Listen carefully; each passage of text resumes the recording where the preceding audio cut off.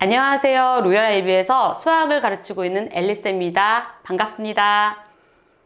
제가 오랜 시간 대치동에서 수학을 가르치면서 가장 많이 받는 질문 중에 하나가 수학 선행을 해야 되나요? 이런 질문 많이 받거든요. 한국 수학은 코스가 정해져 있기 때문에 그 시기를 언제 시작하느냐가 되게 중요하거든요. 근데 과연 언제 시작하냐가 중요해서 저한테 물어볼까요? 그건 아닌 것 같고요. 어떻게 하면 수학을 잘할까요? 이 질문에서 시작되는 것 같아요. 근데 또 이게 수학을 잘하는 것만의 문제일까요? 저는 그건 아니라고 생각해요. 여러분들이 원하는 대학에 또는 남들이 흔히 말하는 좋은 대학에 가기 위해서 수학 점수가 필요한데 그 수학 점수를 어떻게 잘 받을까요? 라는 질문을 하는 것 같아요. 자, 그러면 이걸 보는 국제학교 학생들은 어떤 생각을 가지고 있을까요? 정말 수학을 잘하고 싶어서 이것을 볼까요? 물론 수학을 잘하고 싶어서 보기도 하겠지만 결과적으로 한국 학생들하고 똑같이 어떻게 하면 내가 원하는 대학에 갈 수 있을까? 그렇다면 거기 대학에 가기 위해서 필요한 수학 점수를 어떻게 받을까? 이 부분에 대해서 궁금해서 제 수업을 듣고 이 영상을 보는 거라고 생각을 해요. 한국 학교나 국제학교나 똑같이 입시에서 성공하기 위해서 어떻게 하면 좋을까를 생각하고 그 목표점이 같기 때문에 저와 함께 수학을 공부해야 되지 않을까 이런 생각을 갖고 있습니다. 그렇다면 입시에 성공하기 위해서 수학 점수만 필요할까요? 그건 아니라고 생각해요.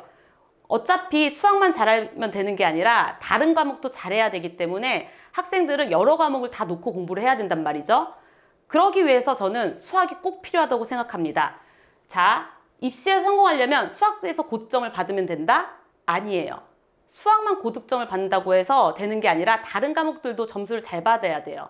그렇다면 다른 과목들까지 점수를 잘 받기 위해서 그래서 수학에서는 선행이 필요합니다. 저는 학부모님들이 이렇게 물어볼 때 반드시 얘기하는 게 있어요. 수학을 잘하기 위해서는 선행이 필요한 게 아닌데 입시에서 성공하려면 수학 선행밖에 답이 없다. 이런 얘기를 해요. 수학을 미리 공부해 놓고 수학이 안정적인 학생들이 입시에 가서는 다른 과목에 중점적으로 공부에 집중하면서 완벽하게 모든 과목에서 좋은 점수를 받게 되거든요. 특히 한국 수학 같은 경우에는 좀 수학이 어려운 부분들이 좀 많이 나와요. 그래서 수학을 공부하는 데 있어서 수학을 미리 선행을 해도 되지만 선행을 한 상태에서도 부단히 많은 노력이 필요해요. 하지만 국제학교 수학의 문제들은 어느 정도 일정 틀이 정해져 있고 기본기가 탄탄하다면 그 문제들을 수행하는 데 있어서 큰 어려움이 없거든요. 그렇기 때문에 선행을 잘 해놓은 학생들은 학기 중이나 또는 입시 기간에 문제풀이로 감만 잘 유지하시면 시험에서 고득점을 받는데 문제가 없기 때문에 오히려 한국 수학보다는 국제학교 수학이 오히려 선행을 하는 것이 학생들의 입시에 더 도움이 된다고 생각을 해요. 그렇다면 입시에서 성공하기 위한 선행은 어떻게 해야 될까요? 자, 방학 때 이루어져야 됩니다. 국제학교 학생들은 평상시에 학교에서 내주는 과제가 너무 많아요. 그래서 평상시에 공부를 하기가 너무 힘들어요, 지속적으로. 공부는 지속적으로 이루어져야 되는데 평상시에는 지속적으로 공부가 이루어지지 않기 때문에 방학 때가 필수 조건이라고 생각을 해요. 그래서 방학 동안에 공부를 해야 되는데 방학 동안에 공부하는 양이 너무 많아지겠죠? 그렇다면 학생들이 공부를 하다 보면 자기가 많이 공부를 해도 뭘 하고 있는지 모르는 경우가 많아요. 그렇기 때문에 기본적으로 가장 핵심되는 부분을 자기가 무엇을 공부하고 있는지 정확하게 아셔야 되고요. 그 틀을 정확하게 알고 있어야 되기 때문에 우리는 공부할 때 코어적인 부분을 명확하게 정리를 하고 넘어갈 필요가 있을 것 같아요. 그 다음에 내신 기간이나 입시 기간에 조금 더 문제풀이를 통해서 살을 붙여나가면 우리가 생각하는 선행학습이 이루어지지 않을까라고 생각이 들고요. 그렇다면 코어 과정 공부를 어떻게 해야 되느냐? 자, 한국 학교 교재들은 문제들이 너무 잘 이루어져 있어요. 어머니들도 보시고 학생들도 보다시피 한국 교재들은 되게 얇고 들고 다니기 좋게 돼 있거든요. 근데 국제학교 교과서들은 너무 두꺼워요. 이미 양 자체가 너무 방대하고 부담스럽고 자기가 무엇을 공부하고 있는지 모르는 경우가 많아요. 공부를 아무리 하고 있어도 자기가 정확하게 무슨 개념을 공부해야 되는지 자체를 모르고 공부하는 경우가 많거든요. 그럼 그렇다고 해서 한국책이 답이냐? 저는 그것도 아니라고 봐요. 제가 오랜 기간 수학을 양쪽 한국 학교와 국제학교를 다 가르치면서 느끼는 건데 이미 지향하는 바가 다르고 중요하게 생각하는 부분이 달라요. 예를 들자면 한국 교과서에서는 아주 쉽다고 정말 스쳐 지나가는 문제들이 있거든요. 그런 반면에 국제학교 학생들은 그 부분을 중점적으로 공부를 해야 되는 거죠. 그렇기 때문에 한국 교재를 괜히 어렵게 너무 오랜 시간 투자해서 공부해봤자 실질적으로 얘네들이 필요한 시험에서는 좋은 점수를 받는데 전혀 필요가 없는 공부가 돼버리는 거죠. 그렇기 때문에 제가 이 학생들한테 조금 좋은 교재 그리고 편리한 교재가 있었으면 좋겠다라는 생각으로 제가 그 코어 과정을 공부하는 과정을 만들어 봤습니다. 제 교재를 중점적으로 아마 공부를 하게 될 텐데요. 저는 첫 번째, 무조건 공부는 자기가 무엇을 하고 있는지 정확하게 알고 있어야 되고 공부해야 될 내용들이 정확하고 명확해야 된다고 생각을 하고 있습니다. 그래서 IB나 또는 AP 과정에서 기본적으로 배워야 될 유형별 학습을 따로 정리를 해뒀고요. 특히 이러한 부분들이 한국 교과서에서 스쳐 지나가는, 아까 얘기한 스쳐 지나가는 문제들을 중점적으로 제가 다루었습니다. 자, 제가 생각하는 문제들을 교과서로 만들어 봤는데요. 일단 기본 개념은 한글로 쓴 게 맞아요. 하지만 교과서에서 필요한 용어들은 한국말뿐만 아니라 영어로 필요한 부분들은 전부 다 설명을 해놨습니다. 그렇기 때문에 이것들이 국제학교 교재에서는 몇십 장에 해당되는 부분들이 정확하게 매겨져 있어요. 그리고 여기서는 한 장밖에 나오지 않았지만 유형별로 유형 3번째, 유형 4번째에서 한 챕터당 배워야 될 개념들이 순서대로 정해져 있습니다. 그렇기 때문에 내가 이 챕터를 공부하면 몇 개의 유형을 정리해야 된다라는 생각을 가질 수가 있는 거죠. 그래서 기본적인 개념들을 이렇게 생각하시면 될 것 같고요. 그 다음 아까도 얘기했다시피 우리가 2차식 같은 문제들을 보시면요. 한국 수학은 정말 스쳐 지나가요. 이런 것들은 너무 당연하게 아는 거 아니니 이건 이렇다 치고 이 내용을 알면서 심화된 문제를 물어보지만 실질적으로 국제학교 학생들은 이 부분에 대해서 구체적으로 너 명확하게 알고 있니? 라고 물어보고 그 그래프도 그릴 줄 알고 그걸 구체적으로 움직일 수가 있니를 물어보는 거예요. 이 2차 함수가 가진 특성에 대해서 물어보기보다는 구체적으로 직관적으로 보이는 문제들이 많이 나오기 때문에 저 같은 경우는 이런 문제들을 반복적으로 학습할 수 있게끔 교재를 만들어 놓았습니다. 그러면 어머니들 걱정하실 거예요. 저렇게 한국말로 배워놓으면 영어 교재로 또 공부해야 되는 거 아니야? 라고 생각을 하실 거예요. 저는 기본적으로 한국 교재 개념을 중요하게 생각하기 때문에 유형별로 정리해 놓은 거지 문제들은 영어로 갑니다. 자, 저 같은 경우에는 개념 문제는 개념 문제 숙제로 한글로 가지만 실질적으로 기본적인 숙제는 이렇게 영어 문제로 갑니다. 영어 기본적으로 있는 문제들이 이렇게 똑같이 가기 때문에 똑같은 문제를 풀더라도 영어로 한번 풀어보는 과정들이 저한테 포함되어 있기 때문에 절대 영어책을 따로 보실 필요도 없는 이미 영어책에 있는 문제들을 제가 뽑아낸 거예요. 그렇기 때문에 그런 문제들이 이루어지는 거고요. 제가 보통 숙제를 레벨 1, 2, 3로 나누는데 레벨 1 같은 경우는 아까 개념서에 있는 문제들을 저와 함께 공부하면서 다시 풀어보는 과정을 겪을 거예요. 그 다음 레벨 2 문제가 있는데 레벨 2 문제가 보통 여러분들이 생각하시는 영어로 된 문제들이에요. 알지브라나 IGCS에서 제가 문제를 따왔기 때문에 용어나 이런 부분에서 걱정이 없으실 거고요. 여기서 좀 레벨업을 원하신다. 그런 학생들한테는 제가 이렇게 한국식 문제들에서 문제를 뽑습니다. 한국식 문제들을 뽑는 이유는 실질적으로 이 정도 문제까지 나오지 않는 경우도 많지만 사고력에 도움이 많이 돼요. 이렇게 되면은 이런 문제들이 이렇게 접근하는구나 했을 때 윗단계에서 나오는 문제들을 이해할 수 있기 때문에 이 부분도 좀 도움이 돼서 많이 활용하긴 하는데 사실 방학 때는 많이 활용하진 않습니다. 방학 때 너무 방대한 양을 배우기 때문에 이 정도의 활용을 굳이 할 필요가 없을 것 같아서 방학 때는 좀 잠시 접어두고 기본적으로 개념학습과 아까도 말했다시피 이렇게 영어 문제로 문제가 이루어질 것 같아요. 자, 이렇게 제 과정들은 코어 과정을 이렇게 공부할 수 있게 하고요. 그 다음 제 과정에서 이 교재의 좋은 점이 뭐냐? 학기 중에도 기본 개념을 무한 반복할 수가 있어요. 알제브라 책이나 IGCS 교재를 보게 되면 애들이 언제 어떻게 공부를 또 반복해야 되지? 이런 막연한 생각을 가질 수 있거든요.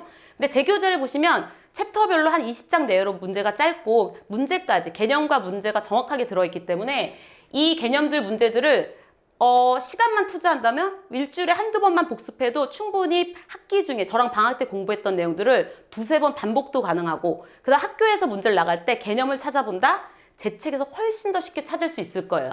그래서 무한 반복할 수 있고 시험 볼 때 찾아보기 수월한 여러분들이 앞으로 평생 가져가면서 공부할 수 있는 교재가 될 수 있을 거라고 생각을 해요.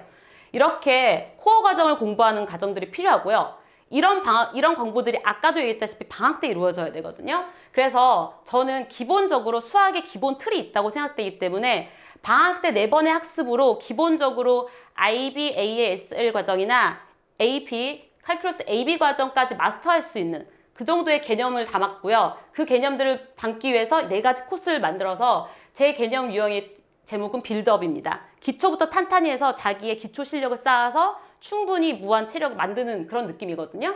그래서 첫 번째, 두 번째, 세 번째, 네 번째 코스별 특징이 있어서 그 부분에 대해서 설명을 해드릴 거고, 이 부분의 개념들이 자기가 어디에 해당되는지에 따라서 들으면 될 것 같고, 기본적으로는 첫 번째 코스부터 정확하게 들으면 되게 좋겠죠.